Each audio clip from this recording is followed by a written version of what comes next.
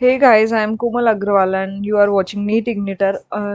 तो आज आप हम बात करेंगे कंसंट्रेशन टर्म्स के बारे में। मूल कंसेप्ट का ये वाला पार्ट हमारा रह गया था, कंसंट्रेशन टर्म्स।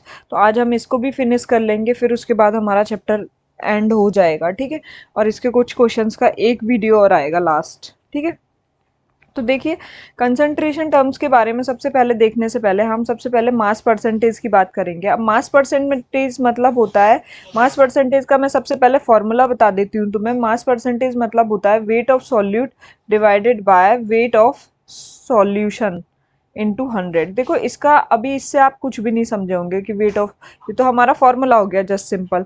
अगर हमें इसके बारे में देखना है तो इसके बारे में हम कैसे देखते हैं कि जैसे कि 10% ग्लूकोज इन वाटर दे रखा है, mass by mass, weight by weight दे रखा है, ये वेट बाय वेट का परसेंटेज।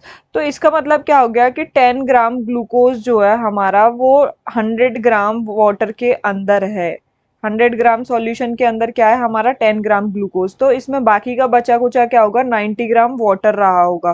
तो ये अपने आप से हम खुद पता कर सकते हैं। जैसे क्वेश्चन में तुम्हें डेटा दे रखा है 10% ग्लूकोज वेट बाय वेट, तो दैट मीन्स हो गया कि 10 ग्राम ग्लूकोज है, तो हमारे पास सॉल्यूट का वेट अपने आप ही खुद से निकाल लेना होता है इसे देखते।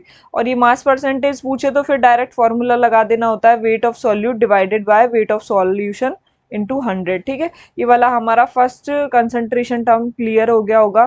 देखिए एक आध क्वेश्चन भी कर लेते हैं इसके ऊपर। इसके ऊपर क्वेश्चंस कैसे है, जैसे कि एक क्वेश्चन दे रखा है, अ solution is prepared by adding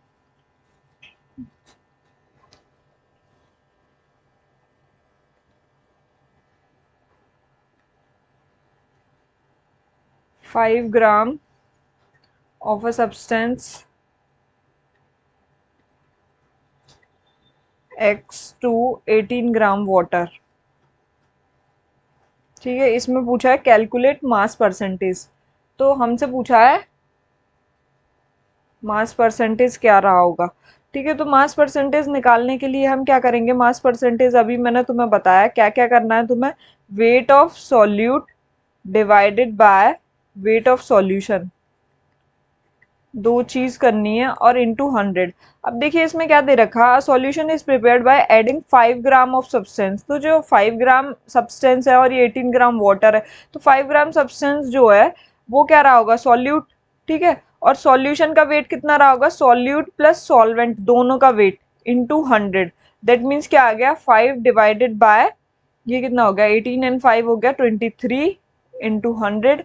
अब जब इसको तुम करोगे तो ये आ जाएगा 21.74%। इतना ही आएगा, इससे ज्यादा आगे पीछे दाएं बाएं कुछ भी नहीं आने वाला है। तो इतना ज्यादा हाइपर मत होना कि कुछ ज्यादा हो गया दीदी, है ना। मतलब इतने छोटे छोटे से ही क्वेश्चंस आएंगे। और आपको जैसे वो जो दिखाया था मैंने अभी तुम्हें, देखिए ये वाली जो टर्म्स दिखाई थी, जैसे ये मोलैरिटी में आएगा, जैसे तुम्हें 10% वेट बाय वेट दे देगा, तो तुम्हारे पास वेट ऑफ सॉल्यूशन अपने आप निकल आएगा। वेट ऑफ सॉल्यूट जो है, जैसे 10 ग्राम ग्लूकोज निकल आया हमारा इसमें, है ना। वेट ऑफ सॉल्यूशन भी निकल, सॉल्वेंट भी निकल आया इसमें हमारा, ठीक है। तो इतना हाइपर होने की जरूरत नहीं है। अब देखिए एक होता है वॉल्यूम परसेंटेज। वॉल्यूम परसेंटेज का मतलब होता है कि, वॉल्यूम परसेंटेज का मतलब भी सेम होता है। वॉल्यूम परसेंटेज का मतलब क्या हो गया, जस्ट देखिए आप, वॉल्यूम परसेंटेज का मतलब हो गया, इसका फॉर्मूला भी ऐसे ही होता है, वॉल्यूम ऑफ सॉल्यूट का divided by volume of solution into 100, ठीक है। अब इसका ये तो हो गया फॉर्मूला। अब इसका मैं तुम्हें लॉजिकल समझाती हूँ। जैसे किसी ने दे रखा है हमें 10% इथेनॉल सॉल्यूशन इन वाटर, तो व्हाट डज इट मीन, है ना। अगर तुम्हें इसका मतलब जानना है तो ये वेट, अगर ये वॉल्यूम बाय वॉल्यूम दे रखा है, देखो वी बाई वी परसेंटेज लिखेगा वो मेंशन करेगा, तो इसका मतलब हो गया कि 10 ml इथेनॉल इन 100 ग्राम, 100 ml सॉल्यूशन, ठीक है। जो भी सॉल्यूशन रहा है 100 ml का, उसके अंदर 10 ml इथेनॉल है, तो 90 ml क्या रहा होगा यहाँ पर, 90 ml वाटर रहा होगा, ठीक है। इतनी बात क्लियर है ना तुम्हें, बहुत सिंपल होता है ये, कोई दिक्कत वाली बात नहीं है इसमें। अब देखिए एक होता है ये थर्ड थर्ड टर्म्स है, देखो ये थोड़ा एनसीईआरटी में नहीं दे रखी है, पर देखो ध्यान रखना ये मैंने सब कुछ बता दिया है। मास बाय वॉल्यूम परसेंटेज होती है। तो ये देखो जितने भी तुम दवाइयाँ देखोगे उनके ऊपर आता है मास बाय वॉल्यूम परसेंटेज जो होता है। इसको वेट बाय वॉल्यूम परसेंटेज के नाम से जाना जाता है, वेट बाय वॉल्यूम। जब भी तुम कोई भी दवाई लोगे तो उसके ऊपर कुछ ना कुछ एक कंसंट्रेशन टर्म्स दे रखी होगी, है ना। तो उससे हमें पता चल जाएगा। इसका फॉर्मूला क्या होता है, वेट बाय वॉल्यूम परसेंटेज का मतलब होता है कि mass of solute in volume of solution into 100। तो इसका थर्ड फॉर्मूला यही होता है। बहुत सिंपल है ये तीनों चीज। अब देखिए जो हमारा मेन है हम उस पर आ जाते हैं। मेन जो है हमारा वो है मोल फ्रैक्शन। मोल फ्रैक्शन का मतलब क्या होता है, मोल फ्रैक्शन हमें पढ़ना है, ये वाली चीज देख लीजिए आप। मोल फ्रैक्शन के बारे में हम बात कर लेते हैं। मोल फ्रैक्शन, मैं काफी टाइम बाद वीडियो बना रही हूँ तो मुझे थोड़ा अजीब अजीब सा लग रहा है, ठीक है। हाँ, तो मोल फ्रैक्शन में क्या देखना है, देखिए ये एक मेरा मतलब बीकर है। अब उसके अंदर जैसे कि ए के मोल्स पड़े हुए हैं, बी के मोल्स पड़े हुए हैं, सी के मोल्स पड़े हुए हैं, तो डिफरेंट डिफरेंट चीजों के मोल पड़े हुए हैं। तो मोल फ्रैक्शन क्या हुआ कि हमने उस एक पर्टिकुलर उस हम चाहते हैं कि इस वाले के कितने मोल फ्रैक्शन पाए गए होंगे। तो हम क्या करेंगे, इसका मोल फ्रैक्शन, अगर हमें मोल फ्रैक्शन ऑफ ए देखना है, मोल फ्रैक्शन जो होता है वो डिनोट होता है चाय से, इसको चाय बोलते हैं, ठीक है। तो ये जो है ये काय है, काय चाय जो भी, जो वो बोलना चाहो तुम्हारे मर्जी है।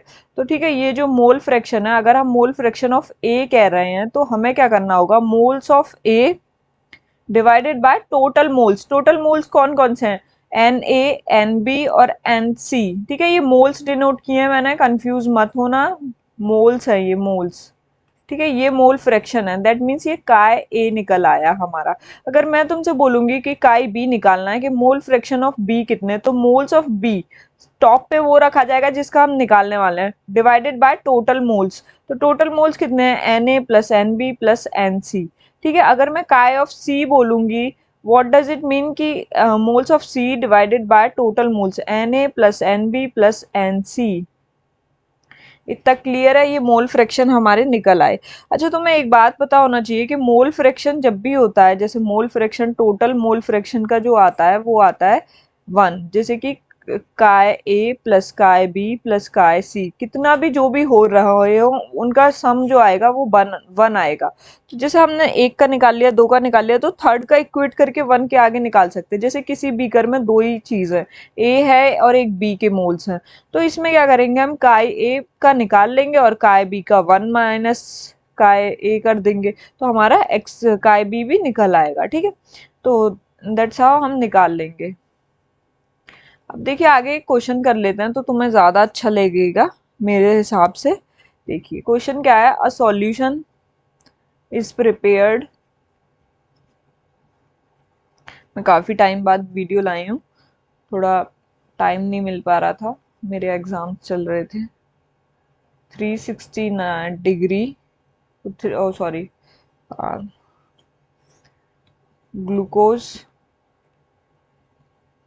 टू 864 ग्राम ऑफ वाटर, ठीक है। अब ये दे रखा है हमें, calculate the mole fraction of glucose. देखो एक बार ट्राई करो, देखो बस फॉर्मूला पुट करना है, कुछ ज्यादा नहीं करना है तुम्हें कि बहुत ज्यादा मेहनत करनी है, ईट नहीं उठानी है, क्वेश्चन करना है। Question, molar mass of glucose दे रखा है हमें पहले से ही, 180 दे रखा है, ठीक है। अभी देखिए इस क्वेश्चन में हमें करना क्या है, इसमें हमसे बोला है कि अ सॉल्यूशन इज प्रिपेयर्ड, एक सॉल्यूशन प्रिपेयर करा गया by adding 360 gram of glucose to 864 gram of water. मतलब इसमें देखिए हमें क्या क्या दे रखा है, एक तो हमें वेट ऑफ सॉल्यूट दे रखा है, तुम्हें पता चल गया सॉल्यूट जो कम अमाउंट में पाया जा रहा हो, दैट इज, तो 369 ग्राम जो है वो तो हमारा वेट ऑफ ग्लूकोज आ गया, ठीक है। और हमारा वाटर कितना है, वेट ऑफ वाटर दे रखा है, दैट इज 864 ग्राम। 864 ग्राम, दो चीज तो हमें दे रखी है। अब हमें क्या निकालना है, मोल फ्रैक्शन निकालना है। अच्छा, मोल फ्रैक्शन निकालने से पहले सब ध्यान रखना कि हमें मोल्स निकालने होते हैं। मोल इक्वल्स टू क्या होता है, मास अपॉन मोलर मास, ठीक है, ये तो मैं पहले पढ़ा चुकी हूँ, इस वजह से नहीं बताऊंगी।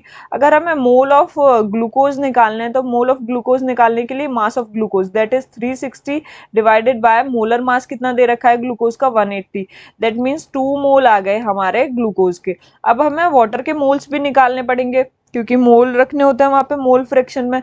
तो मोल जो वाटर के हैं, वाटर के मोल्स भी ऐसे ही निकलेंगे, मास अपॉन मोलर मास। मास दे रखा है 864 ग्राम डिवाइडेड बाय 18, जब इसको डिवाइड करोगे तो 48 आ जाएगा। ठीक है, तो 48 आ जाएगा। अब हमारे मोल्स निकल आए हैं 2 मोल और 48 मोल्स। तो हमें क्या निकालना है, मोल फ्रैक्शन ऑफ ग्लूकोज निकालना है। तो मोल फ्रैक्शन ऑफ ग्लूकोज के लिए हमें क्या करना पड़ेगा, moles of glucose divided by moles of glucose plus moles of water. इतना समझ में आया?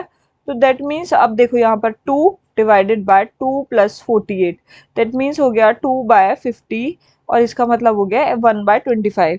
तो इसका आंसर आ गया 0.04 मोल्स। इतना आ गया मोल फ्रैक्शन। अच्छा, इसकी कोई यूनिट नहीं होती, देखो मोल्स कहाँ से आ गया, जैसे कट गया ना ये तो मोल से मोल, तो मोल फ्रैक्शन की कोई यूनिट नहीं होती, ये बात तुम्हें पता होना चाहिए। और ये टेम्परेचर से भी इंडिपेंडेंट होता है क्योंकि इसके अंदर वॉल्यूम के टर्म्स नहीं आ रहे। जिसके अंदर भी वॉल्यूम का टर्म आता है वो मतलब उस पर डिपेंड करता है। ठीक है, ध्यान रखना। मैंने एक क्वेश्चन करा दिया, आप ट्राई कर लेना। नेक्स्ट वीडियो में हम क्वेश्चंस की सीरीज लाएंगे, तब एक और बार देख लेंगे। अब देखिए नेक्स्ट जो देखने वाले हैं हम, देखिए मैंने क्वेश्चन डाल दिया। देखिए तो नेक्स्ट टर्म है हमारी molarity. What is molarity? What is molarity? तो मोलैरिटी डिफाइन करने के लिए हमें क्या बताना होता है कि number of moles of solute in a given volume, यही है। ठीक है, एक जो वॉल्यूम ऑफ सॉल्यूशन जो रहा है हमारा, उसके अंदर कितने नंबर ऑफ मोल्स हैं सॉल्यूट्स के, और ये पता है लीटर में दिखाना है। अगर ये हमारे पास लीटर में नहीं है, इसको कैपिटल एम से डिनोट करते हैं, ध्यान रखना। ये capital M equals to number of moles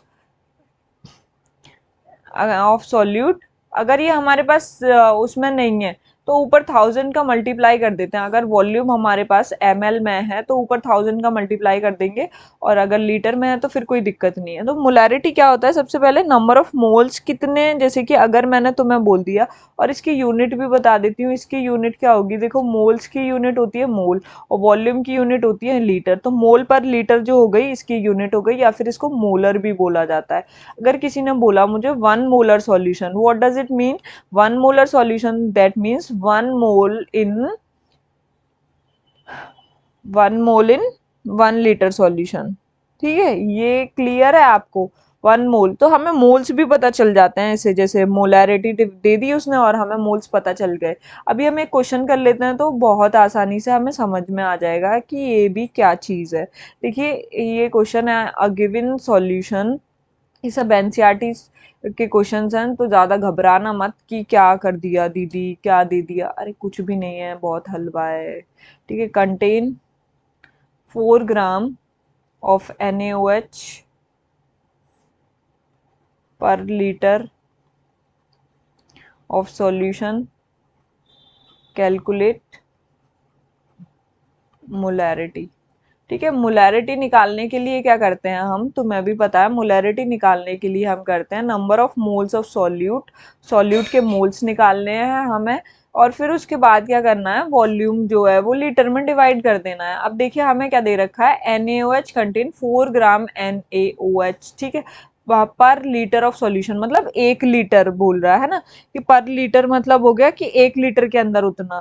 ठीक है, तो सबसे पहला मोल्स ऑफ NaOH निकालेंगे। मोल्स ऑफ NaOH निकालने के लिए क्या करना होता है, हमें मास अपॉन मोलर मास। तो देखो मास तो हमारा 4 ग्राम दे रखा है यहाँ पर, बट मोलर मास कैसे निकालेंगे, देखिए NaOH, Na का जो मोलर मास होता है दैट इज 23, ऑक्सीजन का 16, हाइड्रोजन का 1, तो इसको टोटल करोगे तो 40 आ जाएगा, 40 ग्राम पर मोल इसकी यूनिट जो होती है। ठीक है, और ये था ग्राम, तो यहाँ से 40 और ये ग्राम पर मोल, तो ये ऐसे कट जाएगा। ठीक है, तो मोल्स हमारे आ गए 1/10 मोल्स। ठीक है, ये क्लियर है आपको?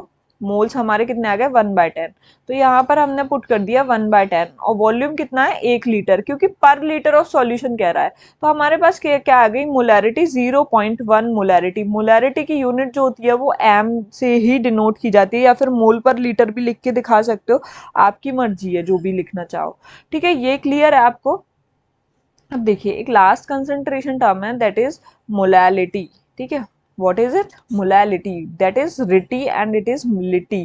ठीक है, मोलैलिटी जो होता है इसको स्मॉल एम से डिनोट किया जाता है, और मोलैलिटी मीन्स होता है moles of solute divided by weight of solvent.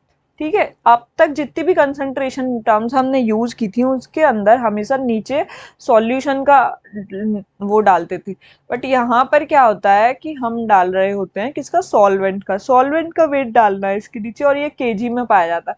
अगर केजी में नहीं होगा तो moles of solute divided by weight of solvent, solvent का वेट है ना, और अगर ग्राम में है तो ऊपर 1000 का मल्टीप्लाई करना पड़ेगा हमें। इतना बात क्लियर है तुम्हें? ठीक है, इतनी बात क्लियर है ना? बताओ। देखो एक क्वेश्चन कर लेना, नहीं क्लियर तो अभी हो जाएगा। ठीक है, अ सॉल्यूशन कंटेन 100, अच्छा इसकी यूनिट जो हो गई वो क्या हो गई? मोल पर केजी, क्योंकि मोल पर केजी तो ही हो गई। ठीक है, तो अ solution contain 10 moles of sucrose in 1 kg of solvent, calculate molality of solution। ठीक है, ये दिया गया है हमें क्वेश्चन। तो क्वेश्चन में क्या क्या दिया गया है कि a solution contain 10 moles, moles दे दिए हैं सुक्रोज, दैट मीन्स वो क्या हो गया? सॉल्यूट हो गया हमारा। तो सॉल्यूट के 10 मोल्स दिए गए हैं, और इन 1 केजी सॉल्वेंट, सॉल्वेंट क्या रहा है? 1 केजी। तो फॉर्मूला क्या था मोलैलिटी का? मोलैरिटी नहीं है, लिटी है, लिटी है, लिटी है। पता है तुम्हें याद करने का तरीका सिखाऊं? मोलैलिटी मुझे ऐसे याद था, एल जहाँ पे लिखा हो वहाँ पे एल नहीं आएगा, मतलब मैं वॉल्यूम को एल के टर्म्स में, लीटर के टर्म्स में ही तो देखते हैं, तो दैट्स वाई मैं सोचती थी कि जहां पर एल है वहां एल नहीं आएगा, तो वहाँ केजी आएगा मेरे, ऐसे मैंने याद कर रखा था। तो मोल्स यहाँ पर 10 दे रखे हैं, और वॉल्यूम हमें क्या लिखना होता था नीचे? वेट ऑफ सॉल्वेंट, सॉल्वेंट का वेट भी दे रखा है देखो पहले से ही 1 केजी। तो कुछ भी नहीं करना था तुम्हें, तो दैट इज 10, और छोटा एम इसकी वो होती है क्या? यूनिट जो भी है, या फिर हम मोल पर केजी लिख देंगे तो और भी बेटर है, मोल पर KG. Thank you so much. आगे के क्वेश्चंस हम नॉर्मेलिटी, इक्विवेलेंट वेट वो नेक्स्ट वीडियो में लाएंगे जरूर आपके लिए। जब तक इसे देखें, थैंक यू सो मच।